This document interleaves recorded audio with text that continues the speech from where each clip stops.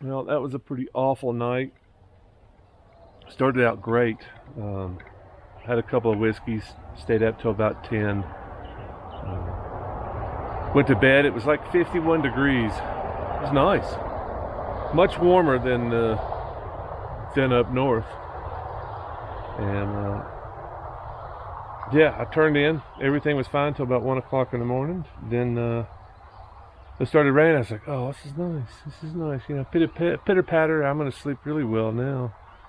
And a few minutes later, I felt drip, drip, drip. I was like, oh, shit, something's leaking. How can this be? Well, I tied the back of the tarp much lower. I tied the tarp lower than I normally do, and much lower on that side. And basically what I did was I tied it too low to the hammock, and when the wind started blowing, it pushed the tarp into, you can see it's still kind of, it's not as, I got up and pulled it up a little bit and pulled the ridgeline up, got it off the hammock, but there for several minutes I lost surface tension and it just started dripping through. It's kind of like a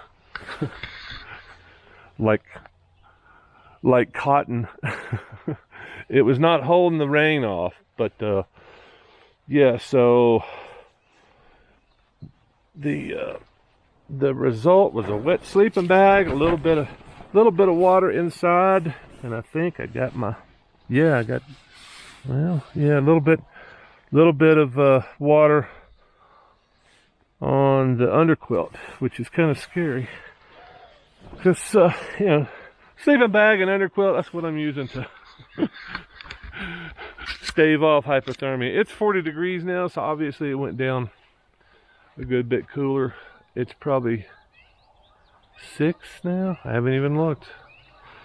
I'm just so glad to have survived, because that was kind of scary. I mean, that's the thing I always talk about, is being very careful about not being wet. So this morning I am warming up and drying off. I had that disaster last night. Got my sleeping bag wet, got my underquilt wet, got my lot of stuff wet. Yeah, but I'm gonna continue drying. Still got some wet spots. I gotta flip this around, point it the other direction. But yeah, so I'm just soaking up some sun. Got my solar panels hanging there, letting them dry out. That's the only thing that didn't get wet, probably. But I decided, since I'm charging, might as well do some editing, and cranked out another video pretty quickly. And I'll throw that on the phone, and we'll be uploading that here as soon as we get rolling. We're going into Utah, I think. I think we're going to try Moab, unless something else pops out like this. This is a nice spot, and you can't tell, but those hills over there are beautiful. They're the same color, probably the same formation that you see in Zion and Bryce Canyon. And you got to pay big money to get in there, so. And this is free. Yeah, if the sun was pointing the other direction, you could see that this is beautiful. This is a great spot. It's too close to the road, but other than that, it's a great spot. It's flat. It's not real windy. And there's a vault toilet within walking distance. And then just a few feet beyond that is the Green River. Endless supply of water. Yeah, I'm going to continue editing here, and then I'm going to pack everything up and get on the road. And then next stop probably in Utah somewhere. All right, we're rolling out of this unknown campground. Usually it'll say something Green River, Elk Point, something, but this just got a what I would call maybe a boat launch. I don't know how big a boat you could put in there, but you could put a canoe or something like that. That might be fun to do, just paddle, because it looks like it's a pretty quick section of river here, and it's beautiful wherever you go too. So there may have been a sign up here before. I just don't see it. Maybe it's just they just wanted to give it to the locals. They didn't want people driving by going, place for me to camp and shit.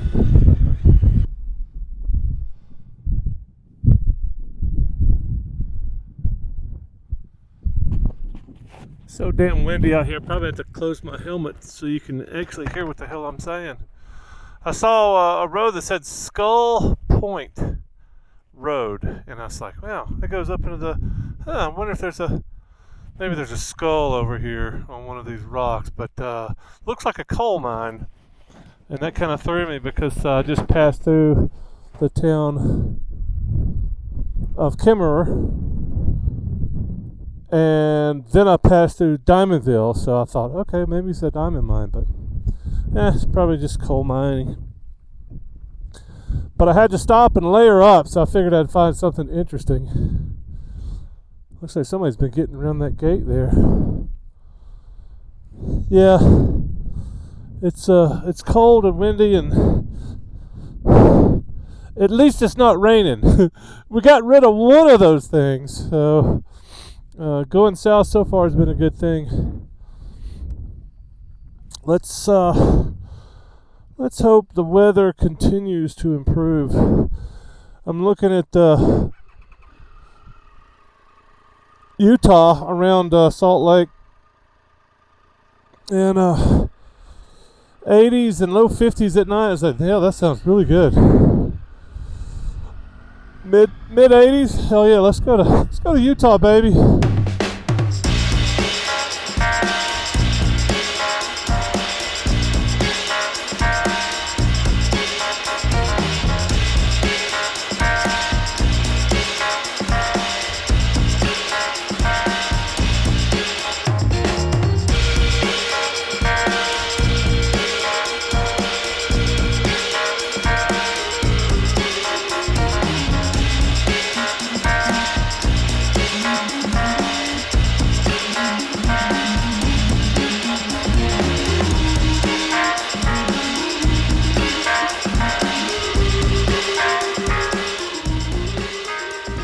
I just had to get off the freaking interstate.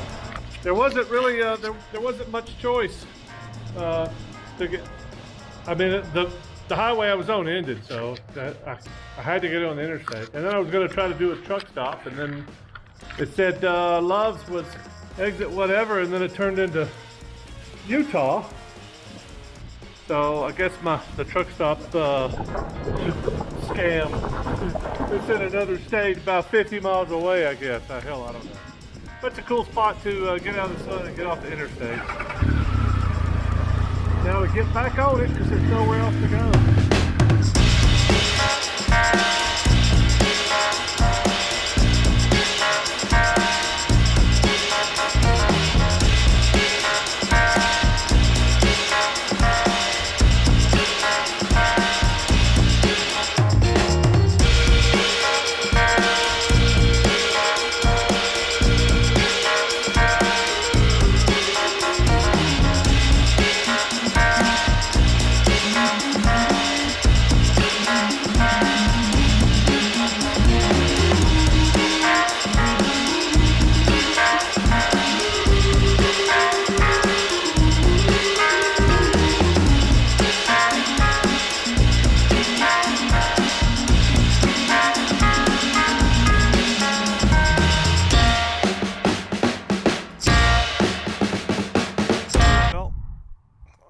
At a rest stop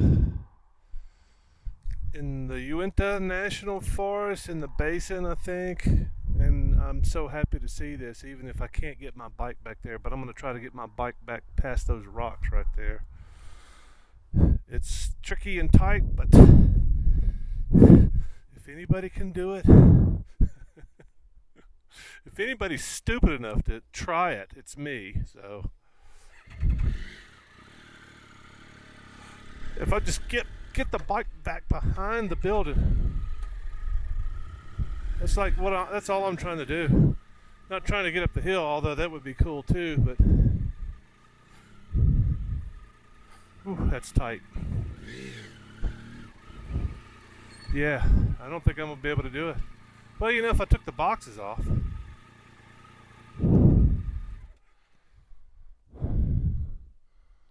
Huh, I don't even know if I need to take the boxes off. Let's see. Man,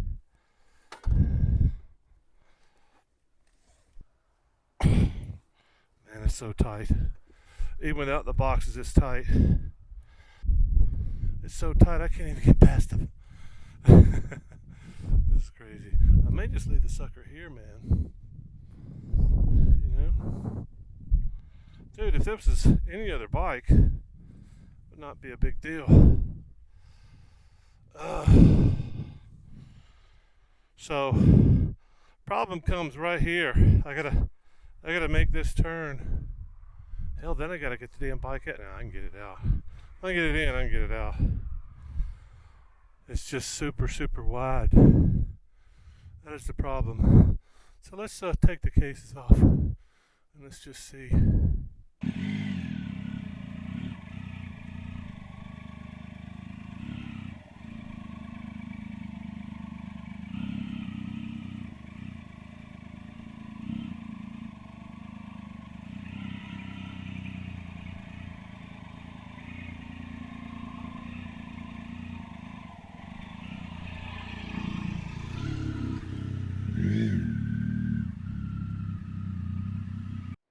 Well, as you can probably imagine, I'm pretty excited about this. I mean, I would rather be camping somewhere lovely, although there is a place up on the top of that hill that's even better than this. But I'm afraid, I'm still at 6,000 feet. I'm afraid of getting too much wind, and I'm very sheltered from the wind back here. There's wind's not coming from anywhere. I mean, seriously, I'm in a hole. This is great. Same reason I didn't tie up to those trees up there. There's several trees I could have tied up to. I would have had to work at it. But yeah, let me clean up my mess a little bit. Throw my sleeping bag in there, get my pillow out, and drink a couple beers and go to bed. I'm so tired today. It has been a long day. It has been 10 hours of riding. Unbelievable. Long day. Shocking how loud those tires are, especially on those big tankers, the doubles. Man, it is just beautiful up here. I came up before the sun went down, but I was in such a hurry. And I decided, man, I could have gone around something to get up here. Somebody's driving up here. I could have gone around something and hung in between these trees. And anyway, water under the freaking bridge. So I'm in the Uinta Mountains, drinking a Uinta beer, hazy Nosh IPA. That's what I had for lunch at 2:30 or 3, whenever the hell. I thought I was going to be in a recreation area, but isn't this nice? The last of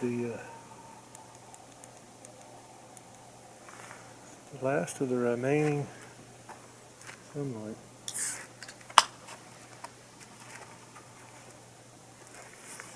Not much sunlight at all, it's just hello.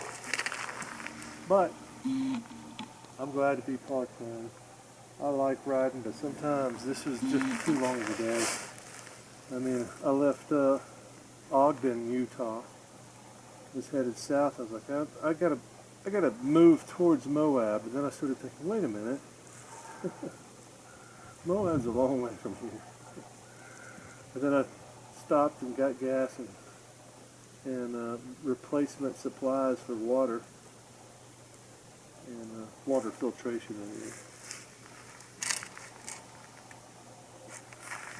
And started looking at another route, and I'm like, yeah, maybe there's some camping up in those mountains, the Uintas. I think that's how you say it. Or Winta. I don't know.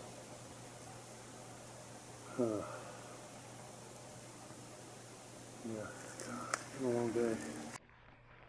Well, I was really impressed with how well this thing slept on the ground.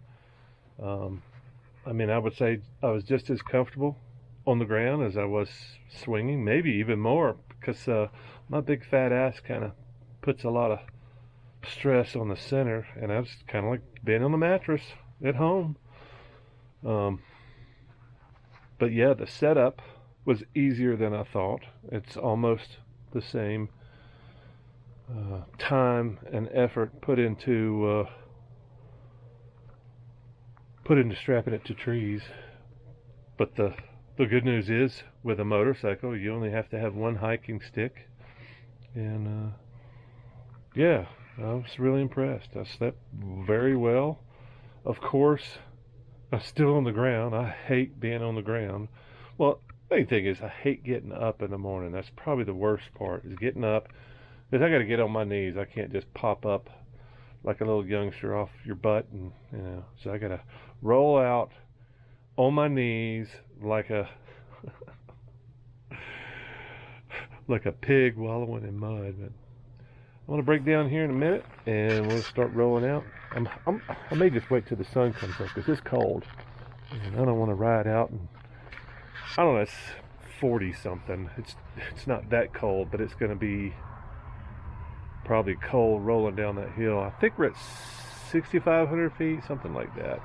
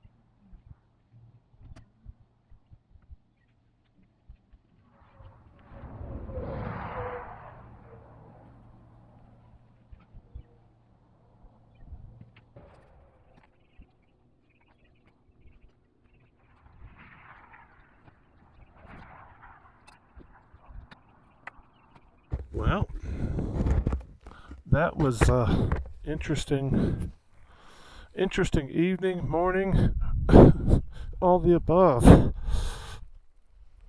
Pinyon Ridge. Very warm night, very cold morning. I would say I'm excited to get rolling, but I'm rolling east into the sun, and it's cold. I don't think it's gotten out of the 40s since I got up, so. But thank you, Pinyon Ridge, for my accommodations. Thank you, State of Utah, for making a nice rest stop. I'm really starting to get addicted to these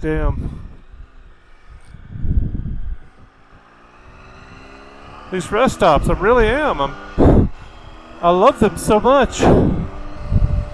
Looks like it's going to be a beautiful day. And I'm looking forward to the warmer weather. Kind of feel like I'm going on vacation now.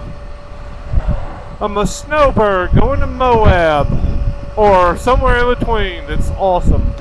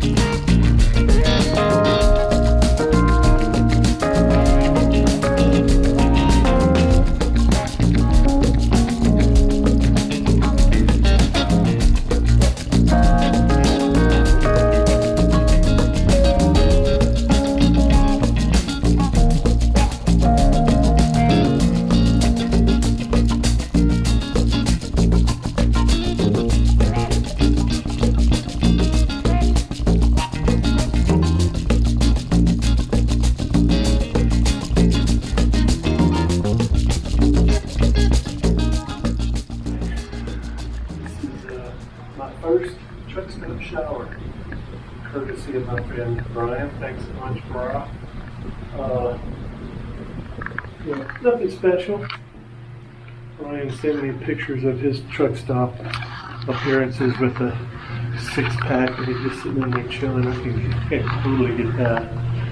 I'm thinking of jumping in the shower. I think it's been about a week. Getting kind of ripe. Oh yeah, doing the $1 million Bogan room tour.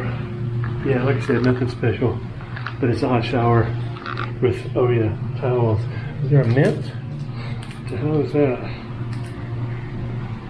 Cleansing balm? Okay. I'm very looking forward to this.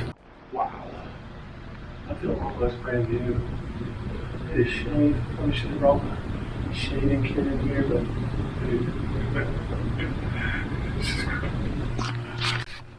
You may think it's silly here that I wanted to show you running the gauntlet here. Tight squeeze here. Yeah, but they were not big people. Give you an idea of what to expect. This may not be a typical truck stop, but at least you get an idea of, you know, what's in the back and what's available. Hot showers, man, and apparently you can get them free just by asking some of the truckers that are walking out.